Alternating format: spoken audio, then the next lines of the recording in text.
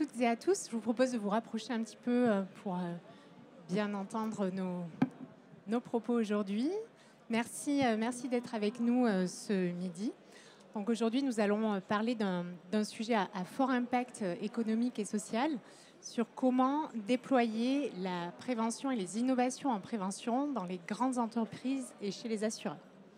Alors pourquoi parler de ce déploiement aujourd'hui, du déploiement de la prévention et l'innovation en prévention? Eh bien parce qu'elle crée un triple impact, à la fois sur la santé des personnes, sur la performance des organisations et sur la soutenabilité de notre système de santé. Donc notre fil conducteur lors de cette table ronde, ça va vraiment être le passage à l'échelle, du pilote finalement à la grande échelle. Donc ce passage à l'échelle, il est soutenu également, donc je suis Florie Filleul, je coordonne la stratégie d'accélération innovation en prévention France 2030. Et donc ce besoin de passage à l'échelle, c'est vraiment ce que nous soutenons aujourd'hui dans le cadre des dispositifs France 2030 et notamment dans le cadre de la stratégie d'accélération en prévention, puisque nous finançons un appel à projet qui s'appelle Challenge Prévention et dont le but est vraiment d'aider les porteurs de projets innovants en prévention à évaluer leur impact en vie réelle, donc au travers de gros projets, consortiums, publics, privés. Et l'idée, c'est vraiment d'arriver à générer de l'information sur cet impact des innovations en vie réelle. Donc cet appel à projet s'insère plus globalement dans une stratégie d'accélération innovation en prévention qui est dotée de 170 millions d'euros, avec un premier axe sur la recherche, donc au travers d'un PEPR, donc un programme d'équipement prioritaire de recherche pour intensifier la recherche en prévention afin de structurer une filière de recherche en prévention, notamment prévention primaire, mais aussi pour accélérer le passage du résultat de cette recherche dans les politiques publiques. Donc ce PEPR est piloté par l'Agence de programme de recherche en santé, INSERM, et donc est doté de 50 millions d'euros. Ensuite, le Challenge Prévention, dont je vous ai très rapidement parlé, qui est doté de 100 millions d'euros, donc vraiment pour soutenir les porteurs de projets innovants, les startups, les PME, les ETI, pour évaluer le déploiement à large échelle de leurs innovations et puis pour ensuite pouvoir amorcer des réflexions et avoir des métriques sur comment assurer le financement pérenne de ces innovations, notamment en prévention primaire. Et puis, un dernier axe, plus sur l'industrialisation, qui est doté de 20 millions d'euros. Donc, le challenge, 100 millions d'euros, je crois que je l'ai dit. 20 millions d'euros sur l'axe industrialisation pour venir soutenir la production, l'industrialisation de produits de santé innovants en prévention. Donc, aujourd'hui, très rapidement, on voit que vraiment la pyramide des âges s'inverse. La population est vieillissante. Les maladies chroniques explosent et puis on est dans un contexte toujours tendu en termes budgétaires. Et donc la prévention représente une option aujourd'hui indispensable, n'est plus une option d'ailleurs, pour pouvoir permettre à notre système de santé d'être toujours performant et pour assurer sa soutenabilité. Donc qu'il s'agisse de prévention primaire, c'est-à-dire maintenir les gens dans un bon état de santé, ou de prévention secondaire pour dépister au plus tôt chez les personnes à risque des pathologies afin d'éviter soit leur apparition, soit leurs complications, eh bien, ça va permettre d'alléger la pression sur notre système de soins, d'améliorer l'efficience économique et puis aussi de renforcer l'équité et diminuer les inégalités d'accès aux soins. Donc aujourd'hui, pour vous parler prévention et notamment déploiement dans les grandes entreprises et chez les assureurs, je suis à mes côtés Geoffrey Kretz, donc CEO de Quit, qui est une solution d'accompagnement au sevrage tabagique, et Jacqueline Vidalès, qui est responsable des partenariats et innovations à la direction Lab Innovation Santé de Santé Claire. Donc merci beaucoup à tous les deux d'être à mes côtés aujourd'hui. Donc on va commencer, Geoffrey, avec Quit. Donc est-ce que tu peux nous parler de la genèse d'abord de Quit, de comment est venue l'idée et pourquoi aujourd'hui le sevrage tabagique est un levier majeur et prioritaire de prévention? Ouais, donc bonjour à tous, donc je suis Geoffrey, cofondateur de Quit. Et donc chez Quit, on crée des solutions numériques pour lutter contre les addictions. Et on a démarré par la première du même nom qui adresse la nicotine. Alors la genèse du projet, c'est relativement simple, hein. J'étais fumeur, j'étais ingénieur en informatique et je voulais faire deux choses. Je voulais arrêter de fumer, je voulais faire une app. Et ça a commencé aussi simplement que ça. Et très vite, j'ai eu des gens du monde entier qui m'écrivaient des mails et des messages pour me dire merci, vous m'avez changé la vie. Et au final, le chemin a suivi son cours et j'ai créé une entreprise autour de la solution en 2017. Et donc aujourd'hui, on a aidé plus de 5 millions de personnes à travers le monde. On est validé et recommandé par l'OMS. Et donc on collabore avec des grands groupes, avec des labos et avec plein d'autres projets. Et pourquoi le sevrage tabagique est un axe prioritaire? En fait, on sait qu'aujourd'hui, le tabagisme et la nicotine, c'est encore 15 millions de personnes qui sont touchées en France, que c'est la première cause de mortalité, première cause de cancer évitable, et que on s'est rendu compte en développant Quit qu'on avait accès à une grosse base de personnes qui ont potentiellement plus de risques que d'autres personnes d'avoir certaines maladies, entre autres maladies chroniques, hein, BPCO, maladie chronique des poumons, cancer des poumons et j'en passe, et qu'on pouvait, en plus d'aider ces gens à arrêter de fumer et à rester non-fumeurs, on pouvait aussi détecter plus tôt des maladies auxquelles ils seraient sujets et assujettis, et donc en créant des parcours d'aller vers, donc en intégrant dans une application grand public, hein, puisque Quit c'est grand public aujourd'hui, des outils et des modules pour favoriser le fait que les gens aillent voir leur médecin pour se faire détecter de manière précoce certains troubles. Voilà. Oui, donc à la fois prévention primaire, ou en tout cas de l'aide à améliorer les comportements de santé, mais aussi un petit peu prévention secondaire pour aider au dépistage des personnes à risque qui sont les fumeurs. Donc aujourd'hui, Quit est déployé chez les assureurs. Est-ce que vous avez aussi déployé dans des grandes entreprises? Comment est-ce que tu peux nous parler un petit peu de ces déploiements? Alors au-delà du modèle B2C qui génère quand même une grosse partie de notre activité, on a longtemps cherché comment toucher aussi les entreprises, hein, parce que on se dit ce serait bien si les entreprises payaient pour leurs fumeurs, ça fait des économies pour tout le monde. Mais bon, en vrai, les entreprises, elles en ont un peu assez qu'on leur demande de payer pour tout. Et donc, on a dû être créatif. Et c'est pour ça qu'on s'est aussi justement penché vers la prévention secondaire. Puisque là, ça intéresse, alors, pas des groupes qui veulent justement que leurs salariés arrêtent de fumer, mais plutôt des partenaires, des pharma qui auraient un intérêt, avec de la donnée, avec des outils de prévention, avec un accès aux patients à véhiculer des messages. Donc en fait, nous, notre B2B de chez Quit, c'est plus collaborer avec des labos pharmaceutiques plutôt que des entreprises qui payeraient. Alors on a testé, hein, on a été pris en charge par des CSE, on a essayé de se déployer dans des boîtes, des petites, des grosses, on a fait des ateliers, on a fait tout ce que vous voulez. Mais nous, on est une app mobile et on est digital, et c'est pas notre métier au final d'envoyer des gens faire de la prévention, un atelier de prévention dans un couloir un mercredi matin.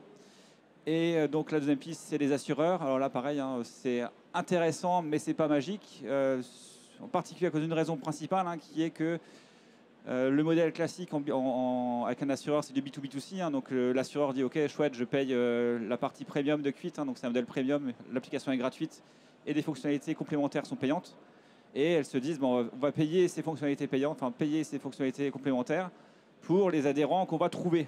Et le problème, c'est que les plateformes des mutuelles, elles ne sont pas magiques, elles ne sont pas incroyables, et ce n'est pas leur métier de trouver des gens parmi leurs adhérents à qui on propose des outils. Et donc, idéalement, il faudrait migrer vers un modèle B2C2B, donc laisser la charge de trouver les adhérents éligibles à la solution, à l'outil. Mais aujourd'hui, ça fait un peu peur, puisque ils se disent, vous avez des millions d'utilisateurs ou des centaines de millions en France, tout d'un coup, ça va nous coûter très cher. Ouais, la prévention coûte un peu cher, donc il y a encore un petit modèle à changer, mais ce serait bien si on pouvait passer de ce B2B2C à un B2C2B. Voilà. Merci beaucoup. Et donc, sur ces déploiements, et notamment chez les mutuelles et les assureurs, est-ce que c'est ce modèle économique qui est le frein majeur au déploiement, ou est-ce que tu peux nous partager aussi quel a été le frein sur les déploiements, s'il y en a eu un, hein? Oui, on a eu des freins, oui. Il y a plusieurs freins. Après, pour rentrer directement en remboursement dans un plan assurantiel, il faut, idéalement, on va nous demander une étude clinique en disant prouvez vos chiffres, etc. etc. Donc ça coûte cher. Et même, alors, prouver du sevrage tabagique en population générale avec une app, ça ne se passe pas on ne fait pas une étude clinique pour ça, quoi. Il faut faire une étude pragmatique ou autre chose. Hein. C'est là peut-être le challenge prévention nous permettra de faire ça, ou pas, mais on espère. Voilà, donc il y avait un besoin de preuve qu'on n'était pas en capacité à notre échelle d'amener. C'est pour ça qu'il fallait on passe par des POC. Les POC, ça prend du temps, ça ramène pas beaucoup de sous, ça prend beaucoup d'énergie, on met beaucoup d'espoir dedans. Bon, bref, donc il faut pas mettre tout son espoir là-dedans. Il faut essayer de les faire quand on peut. Il faut essayer toujours être payé et chercher derrière l'apprentissage du POC pour essayer de le pousser plus loin. Et ça a quand même porté ses fruits puisque en janvier, on démarrera avec un gros acteur. Vous en saurez plus en janvier. Qui touche un septième de la population française. Merci. Donc, pour toi, quand même, le frein majeur, c'est effectivement ce besoin de génération de preuves. Alors, c'est un frein, mais ensuite un levier assez puissant aussi. Mais finalement, le frein, c'est plutôt comment trouver des financements pour générer ce degré de preuve. Ouais. Parce que une fois qu'on a la preuve, l'actuaire il est en capacité de faire un calcul et de dire ok, ça ramène tant et tant et donc on peut le payer tant et tant. C'est ça. Ok, parfait. Merci Geoffrey. Jacqueline, est-ce que vous pouvez rapidement nous présenter Santé Claire et puis aussi nous dire quels intérêts concrets vous voyez à intégrer justement et distribuer ces solutions en prévention pour vos partenaires et leurs bénéficiaires? Alors, bonjour à tous. Alors, juste rapidement, sur Santé Claire, nous sommes une plateforme de services en santé. Nous avons été créés il y a une vingtaine d'années. Aujourd'hui, nous couvrons 10 millions de personnes via leur contrat des complémentaires santé mutuelles en France. Et depuis 2023, nous sommes une entreprise à mission. Alors, l'intérêt pour nous, nous avons réalisé début 2024 un sondage auprès de 2000 personnes sur la prévention. On a appris beaucoup de choses, mais ce qui était intéressant, c'est que 80% des répondants ont dit que les complémentaires santé avaient un rôle à jouer en prévention primaire. Donc, on a toute notre place dans ce type d'action. Ensuite, c'est aussi un intérêt pour nos clients qui sont les complémentaires santé mutuelles, car ils peuvent proposer des contrats santé qui vont au-delà des remboursements, très important, les remboursements. Néanmoins, en proposant des services de santé également, ils donnent accès aux Français, aux personnes en France, démarrer une démarche préventive, que ce soit pour améliorer leurs habitudes de vie ou bien pour apprendre avec une maladie chronique. Voilà, donc ça c'est côté Santé Claire. Et donc justement, vous avez un petit peu sondé. Et sur quel parcours santé observez-vous la plus forte demande? Oui, alors c'est du réel, depuis des années, c'est les parcours d'un accompagnement nutritionnel qui est le plus important chez nous pour du rééquilibrage alimentaire, de la perte de poids, du gain de poids aussi, c'est pas que de la perte de poids. Mais depuis 2-3 ans, on voit une forte augmentation dans la demande des services autour de la santé mentale. Chez nous, dans sa globalité, c'est autour de plus 70% en 2 ans. Que ce soit sur des services à utiliser en toute autonomie ou bien accompagnés d'un professionnel de santé. Parfait, merci beaucoup. Et donc aujourd'hui, on parle justement de déploiement et comment passer du POC au déploiement. Mais donc, pour vous, chez Santé Claire, quels sont les résultats et les signaux précoces? Donc, on est peut-être avant le déploiement, mais qui vous convainquent justement de passer à l'échelle. Quand vous avez, je suppose, vous avez de nombreuses sollicitations de startups qui viennent avec des innovations en prévention. Qu'est-ce qui va vous convaincre sur les POC qui ont déjà été lancés et vous Alors, cette question, elle n'est pas très simple à répondre. Il y a beaucoup de critères. Néanmoins, je vais en sélectionner 2, je vais les mentionner. Un, c'est les taux d'adhésion à la solution, parce qu'il est important que les services en santé que nous proposons soient utilisés. Et le deuxième point, c'est l'efficacité de la solution, que ça soit prouvé via des évaluations qui sont réalisées par les startups pour prouver évidemment que ça soit efficace, ou bien une étude, comme mentionnait Geoffrey. D'accord, merci, merci beaucoup. Alors, on va maintenant aborder le point un petit peu parfois et souvent irritant, qui est celui du modèle économique en prévention. Alors aujourd'hui, il faut essayer aussi de faire bouger les lignes justement sur cet aspect-là, ou en tout cas essayer d'alimenter les réflexions. Et donc Geoffrey, tu nous as parlé un petit peu de ces modèles économique que vous avez expérimenté puis mis en place chez Quit.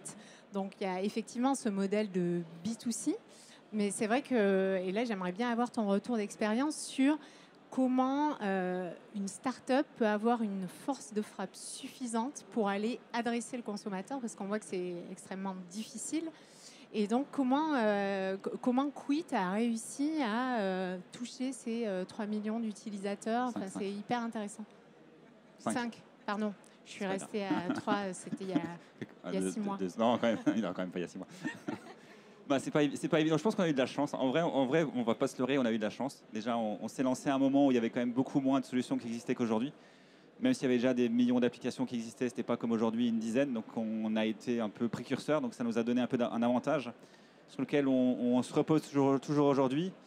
L'autre avantage qu'on a eu, c'est qu'on a toujours été concentré et focus sur l'usager. Étant moi-même un ancien fumeur, je voulais une solution qui me plaise et donc anecdote, dès le début, avant même que la boîte existait, j'ai été sollicité par des chercheurs américains de Pittsburgh qui étaient surpris parce qu'ils avaient fait une app tous ensemble, et une app de chercheurs, et ils ne comprenaient pas pourquoi leur app avait 2 étoiles et demie sur le store et que personne n'utilisait, et pourquoi mon app, que j'avais fait à l'époque tout seul, plaisait avec 4,5 et des milliers d'utilisateurs. Donc on a sympathisé, et puis ils ont conduit des études sur Quit pour comprendre, et c'était très sympathique. Mais c'est pour montrer que l'importance de faire une solution qui plaise aux personnes, qui aient envie d'utiliser, c'est la clé. Ça rejoint le principe de l'adhérence. Si vous faites un médicament que la personne ne le prend pas, il ne sera pas utile. En prévention, c'est pareil. Si vous avez une solution mais que les gens ils adhèrent pas, ça ne marchera pas. Et donc là, la clé, c'est vraiment le focus sur l'expérience utilisateur. Oui, c'est ça. C'est l'UX de l'app qui a été vraiment très convaincante pour les utilisateurs. Donc sur les différents modèles, tu l'as rapidement évoqué, mais peut-être que tu pourrais rentrer un peu plus en détail. Quelles sont les limites aujourd'hui? Donc on voit bien le B2C. Aujourd'hui, l'app, elle est gratuite, et puis c'est un système de premium, c'est ça, avec des options. Donc ça, c'est la version B2C. Et ensuite, tu nous as parlé de version B2B et B2C2B. Si tu pouvais un petit peu déployer, puis surtout expliquer les limites de ces différents modèles. Et éventuellement ce que tu pourrais envisager comme modèle hybride peut-être. Okay. La limite du B2C, c'est que ça coûte cher. Acquérir des utilisateurs, c'est pas évident. Et quand vous êtes dans une démarche préventive, nous, notre but, c'est pas de garder nos usagers toute leur vie. Au contraire, c'est que de les rendre autonomes. Et donc, au bout de 6 mois, d'un an et demi, 2 ans, ils arrêtent de payer. Donc les VC, ils n'aiment pas ça. On leur expliquer que meilleur vous serez, moins ils gagneront d'argent. Ils ont du mal avec ce principe. En vrai, donc voilà. Donc ça, c'est B2C, c'est cool, mais c'est pas facile de vraiment exploser dans un domaine de prévention. Après, si vous êtes peut-être dans la nutrition, c'est beaucoup plus simple. Dans le sport, c'est plus simple. Dans la création d'habitudes positives, c'est plus simple. Mais quand vous essayez à stopper une habitude négative, c'est peut-être plus difficile. Les limites du B2B, on n'a pas vraiment craqué aujourd'hui le B2B direct. Donc vendre à des boîtes qui vont donner la solution à leurs employés, on n'a pas trouvé Aujourd'hui, on n'a pas réussi à casser le modèle. Les entreprises, les partenaires assurantiels et tout ça, l'idéal, ce serait d'arriver à ce qu'elles nous fassent confiance pour trouver les adhérents et du coup qu'on casse ce B2B2C pour arriver au B2C2B. Mais en attendant, en général, c'est assez simple. Ils payent pour les licences activées. Donc chaque licence qui est activée sur la plateforme, elle est payée à un prix discounté. Donc plus il y a de volume et moins ce sera cher pour l'assurance, ce qui est logique. Voilà, et nous, on est assez contents parce que ça fait du volume, ça fait des références et c'est sympa. Et le modèle qu'on met en place avec les pharma, c'est un modèle basé sur la data. Donc en fait, ils vont nous dire quelle data ils aimeraient bien avoir, en plus des parcours d'aller vers, et on va construire des outils et des modules dans l'application pour capter cette data de façon anonyme et respectueuse de la RGPD, évidemment. Merci beaucoup, mais c'est assez intéressant ce que tu souligne là, c'est que quand même, vous n'avez pas réussi à craquer le modèle B2B. Et donc, ça veut dire qu'aujourd'hui, les employeurs n'ont pas conscience finalement de l'impact positif sur la santé de leurs collaborateurs ou ne veulent pas finalement mettre la priorité sur cet axe de prévention-là. Pas en France. Alors, si on prend aux États-Unis, un fumeur, il coûte plus cher à son employeur parce que l'assurance lui coûte plus cher. En France, ce n'est pas le cas, tout est socialisé. Donc, en gros, un fumeur n'a pas un coût supplémentaire. Alors, on a beau lui dire qu'il fera des pauses plus longues, qu'il sera un peu plus malade, qu'il va coûter tant et tant. Voilà, c'est vrai, mais en fait, on s'en fout. Donc, globalement, on n'a pas de métrique. Vérité. Donc, voilà, donc, en gros, des employeurs, ce n'est pas très important. Et imaginons, ils payent pour Quit, donc pour le sevrage tabagique. Et quelqu'un qui fume pas ira leur dire, bah, écoutez, vous avez donné 60 € pour mon collègue qui fume, mais moi je fume pas, pourquoi j'aurais pas 60 € aussi? Et donc, et après, vous avez donné 60 €, l'URSSAF passera par là. Et donc en vrai, c'est assez compliqué, il faudrait alléger. Alors qu'on avait pensé à des chèques prévention, on avait pensé sur le même principe que des tickets restaurants ou des chèques vacances, ou tout ce que vous voulez. Donc on pourrait imaginer des chèques prévention qui seraient dépensables sur une plateforme qui donnerait accès au choix, du coup, à de la nutrition, à du sommeil, à du sevrage tabagique, à de l'alcool, à tout ce que vous voulez. Ce serait une idée. Après, il y en a certainement d'autres, mais voilà. Ok. Après, juste sur les entreprises, il y a aussi un sujet autour de la priorisation. Ils sont très sollicités, donc ils ne savent pas si c'est la nutrition, les sommeils, les tabacs. Ouais, c'est vrai. Ou santé de la femme, où il y a un gros sujet en ce moment, ou santé mentale. Donc ils vont tous financer une solution générique de santé mentale que 1% des gens utiliseront et puis ils se diront on a fait un truc, quoi. Voilà. Mais l'idée du chèque prévention, du coup, est assez pertinente, puisque ça permettrait aussi, et on le sait, en conduite du changement en prévention, ce qui est important, c'est aussi que la personne elle-même se fixe des objectifs et adhère à la prévention qu'elle souhaite mettre en place. Donc finalement, mettre à disposition des salariés un chèque prévention avec, comme tu l'expliquais, tout un éventail de solutions, ça pourrait être déjà un premier pas d'engagement dans de la prévention. C'est très intéressant.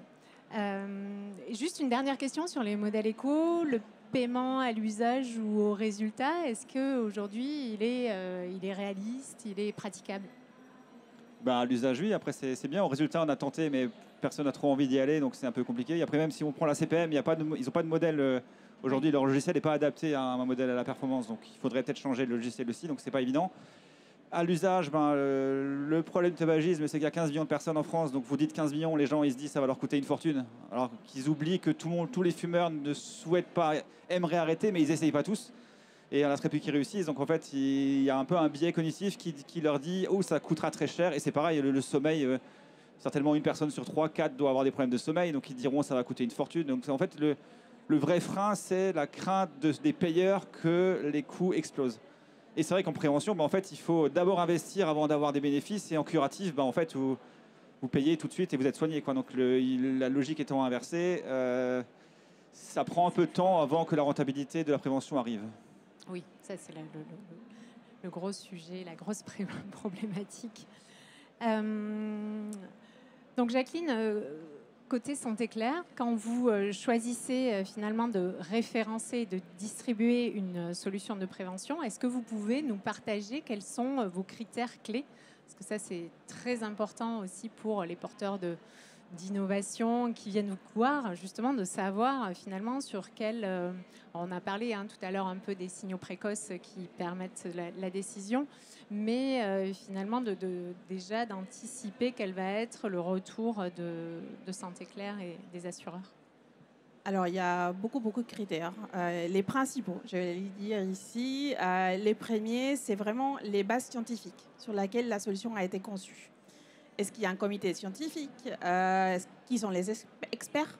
Est-ce qu'il y a une volonté d'évaluer l'efficacité de la solution par une étude clinique ou autre? Ça, c'est les premiers critères pour nous. C'est ce qu'on va vérifier en premier à chaque fois. Les deuxièmes, c'est tout ce qui concerne leur politique de protection des données personnelles. Est-ce qu'ils font appel à un HDS parce qu'ils traitent des données de santé? Est-ce qu'il y a un DPO? C'est peut-être évident, mais nous avons rencontré des entreprises qui n'ont même pas de DPO et qui traitent des données de santé. Donc, voilà, c'est le deuxième point. Et les troisièmes, Geoffrey en parlait tout à l'heure, c'est l'expérience utilisateur. Est-ce que cette expérience utilisateur est fluide? Est-ce qu'elle va permettre justement de favoriser l'adhésion de l'utilisateur à la solution? Et chez nous, ce n'est pas un travail de notre direction Lab Innovation Santé, mais c'est vraiment un travail de la direction juridique, marketing, DSI et qualité-conformité. Très bien, merci beaucoup. Et donc, je suis désolée, la question va être un peu difficile et peut-être il n'y aura pas de réponse triviale, mais si on parle de valeur, finalement, en termes de preuves, est-ce que ça va être plutôt l'impact ou est-ce que ça va être plutôt l'adhésion des utilisateurs aux solutions? Ou est-ce que ces deux critères sont finalement traités un peu sur le même pied d'égalité et d'importance? Alors, on va regarder les deux. Si les deux sont bons, Voilà, on va aller vérifier d'autres critères qui vont nous permettre de prendre la décision. C'est très compliqué à répondre. D'accord. Ouais. Et en même temps, on peut se dire que de toute façon, sans adhésion, on aura difficilement Tout de à fait, l'impact. tout à fait. Et ensuite, donc, si on repart sur du déploiement, côté justement intégration et opération, qu'est-ce que vous attendez des startups pour que le déploiement soit plus facile et plus fluide? Voilà. Qu'est-ce qu'elles peuvent apporter pour faciliter ce déploiement? Alors, on attend qu'elles soient très réactives et collaboratives avec nos équipes. Très important qu'elles fassent preuve d'agilité et aussi qu'elles sachent s'adapter à nos contraintes techniques. Parce que nous, on a beaucoup. Mais ce n'est pas que côté start-up, c'est aussi réciproque. Saint-Éclair doit faire la même chose. Très bien. Il nous reste un tout petit peu de temps, alors parce que les échecs permettent aussi d'apprendre et de s'améliorer. Donc, j'aimerais que vous posiez la question à tous les deux de est-ce que vous pouvez nous partager un retour d'expérience de quelque chose qui n'a pas fonctionné et qui vous a permis soit d'améliorer la solution, soit de prendre une autre voie. Il y a toujours des échecs, donc Ouais. qu'ils soient petits ou grands. Alors, un échec marquant, il y en a eu beaucoup en fait, donc il faut que je choisisse le bon. Ouais, c'était une collaboration avec un grand acteur français de la prévention qui voulait se baser sur notre application pour en créer une autre à destination des jeunes. Et on était très excités parce que c'était au niveau national, c'était financé par le ministère de la Santé, c'était au début de la boîte, donc ça amenait pas mal de crédibilité. Et au final, ce qu'on n'avait pas anticipé, c'est qu'on s'est retrouvé un peu simple prestataire de service, qu'on n'était pas vraiment inclus dans le parcours total. Et au final, on n'a pas eu d'usage. Pour la simple et bonne raison que les addictologues et les psychologues qui devaient parler de notre solution au final ne voulaient pas parce qu'ils avaient peur d'être remplacés par notre solution. Alors que si on avait simplement expliqué les choses, qu'on pouvait être utilisé en complément, on aurait peut-être eu plus d'usage. Et n'ayant pas eu d'usage, au bout d'un an, de 2 ans, le partenariat n'a pas été renouvelé. Et donc, on a mis beaucoup d'énergie pour pas grand-chose, alors que ça aurait pu être quelque chose d'assez impactant et structurant, surtout à ce moment-là de la boîte.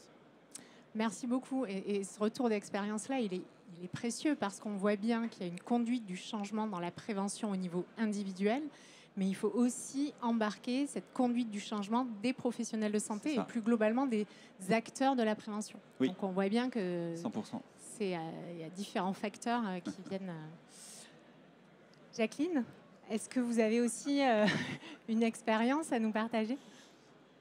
Plutôt qu'un échec, plus qu'un regret qu'un échec, nous avons identifié il y a longtemps une start-up avec laquelle on aurait aimé bien travailler. Finalement, ça ne s'est pas fait parce qu'il y a un sujet de priorisation chez nous aussi. Et lorsqu'on les a rencontrés récemment, ils avaient déjà un dossier des prises en charge pécan et c'était trop tard. Voilà. Vous auriez bien aimé être à l'initiative aussi de... Tout à fait. Très bien, parfait. Merci beaucoup. Merci à tous. Alors, on va conclure rapidement cette table ronde. Merci Jacqueline et Geoffrey. Merci. Et puis, on prendra vos questions juste après. Donc, finalement, de cette table ronde, on peut faire une synthèse de 3 messages. Alors, Geoffrey en a parlé pas mal. La prévention, ça coûte. Mais finalement, la prévention, ce n'est pas des coûts, mais ce sont des investissements et c'est finalement un levier de valeur à la fois pour les personnes, pour les organisations, pour les assureurs et pour le système de santé. Ensuite, je pense que c'était beaucoup d'informations dans vos propos, Jacqueline, sur le passage à l'échelle. Donc aujourd'hui, passer à l'échelle exige 3 choses, vous l'avez dit. L'épreuve d'impact qui soit claire, avec des bases scientifiques solides, une intégration simple, et puis également un alignement des intérêts économiques. Ça, c'est la condition sine qua non. Et enfin, et là, je me fais un petit peu la voix des porteurs de projets innovants et des startups. Je crois que ce qu'on a besoin aujourd'hui aussi pour les déploiements, c'est des critères de décision bien définis, explicites, côté distributeur, mais parfois aussi côté start-up, pour que tout le monde soit bien aligné, pour savoir est-ce qu'on y va, on n'y va pas, et est-ce que les uns et les autres attendent. Merci beaucoup. Florine, merci à tous. Jacqueline. Merci.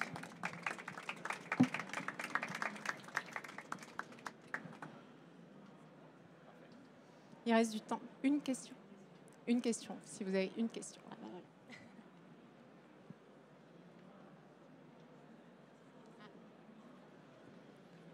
Bonjour, je suis Sherazade Faure, donc fondatrice d'une start-up dans le domaine de la prévention santé. Merci déjà pour toutes les pertinentes informations que vous nous avez communiquées. Alors, une question, elle va être un petit peu double, excusez-moi. On a évoqué notamment la notion de comité scientifique. Quel est le nombre de personnes ou d'expertises qu'il faut pour avoir un comité scientifique qui soit crédible?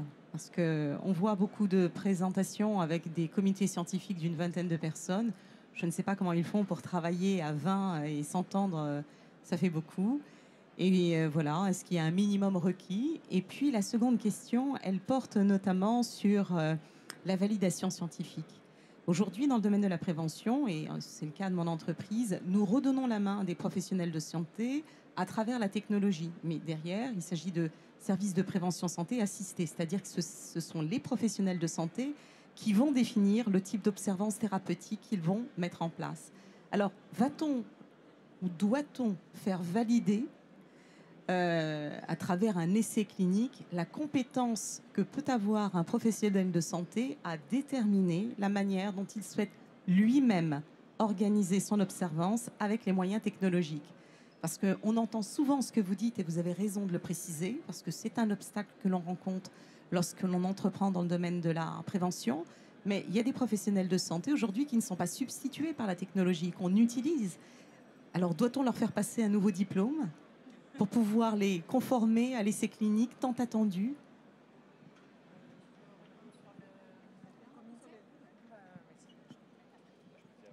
Je viens répondre sur les deux questions. La première, du point de vue de Saint-Éclair, il n'y a pas de minimum requis. Je pense qu'un comité scientifique avec une personne, bon, ce n'est pas la peine. C'est la qualité. Ce qui est important, c'est que ça soit une équipe pluridisciplinaire. Voilà, ça c'est une chose, en fonction du périmètre des sujets. Et sur la deuxième question, nous ne cherchons pas forcément un essai clinique validé, mais ce qui est important pour nous, c'est que dès lors que vous évaluez les indicateurs des progressions, les indicateurs d'amélioration des qualités de vie grâce à votre solution, par exemple, que ce soit sur les bases des évaluations scientifiquement validées. Voilà, pour qu'on puisse comparer avec des autres résultats. Voilà. Oui, je voudrais juste, et après je te laisse, Geoffrey, sur le deuxième point, sur évaluer finalement la capacité des professionnels de santé c'est très compliqué, enfin, à structurer des parcours de prévention, des actions de prévention, etc. Je dirais que autant que possible, ce qu'il faut faire, c'est aussi se raccrocher à des recommandations scientifiques, soit par les sociétés savantes, soit par la HAS. On voit sur le diabète de type 2, la HAS a publié des recommandations que doivent suivre les professionnels de santé. Mais c'est vrai que ce qui est compliqué peut-être dans votre solution, c'est d'arriver à différencier l'impact de votre solution avec finalement les pratiques du professionnel de santé. Et ça c'est un vrai challenge. Et donc, du coup, nous, on est 5. Enfin, on a un comité scientifique de 5 personnes. Mais ils sont tous très bien, donc voilà, ça fait le nombre. Et on avait en interne des chercheurs et des docteurs en santé publique, en psychologie, tout ce que vous voulez. Et par rapport à la preuve, en fait, l'important, c'est la data. En fait, la data, elle ment beaucoup moins qu'une étude clinique même. Donc, c'est comment vous pouvez avoir la data qui va montrer que le travail de vos pros de santé est positif, quoi. En fait, c'est ça. C'est pas trop axé sur le pro de santé, c'est sur l'outcome et ce qui se passe derrière, quoi. Donc, des proms, des prems, et ce qu'on va mesurer, quoi. Donc, des preuves de BRL. Voilà. Et moi, juste un petit ajout sur les comités scientifiques. Alors, effectivement, professionnels de santé, si on travaille sur une solution pro de santé, ça me semble évidemment indispensable. Mais n'oubliez pas aussi, par exemple, tout ce qui est association de patients, pour justement porter la voix du patient. Et Geoffrey l'a dit très clairement, on ne peut pas aujourd'hui construire des solutions de prévention, alors patients ou usagers. Si on est dans de la prévention primaire, on n'est pas sur des personnes normalement qui sont déjà malades. Donc voilà, comment essayer finalement que l'usager, de faire en sorte que l'usager soit au cœur des solutions. Merci. Merci Merci à tous.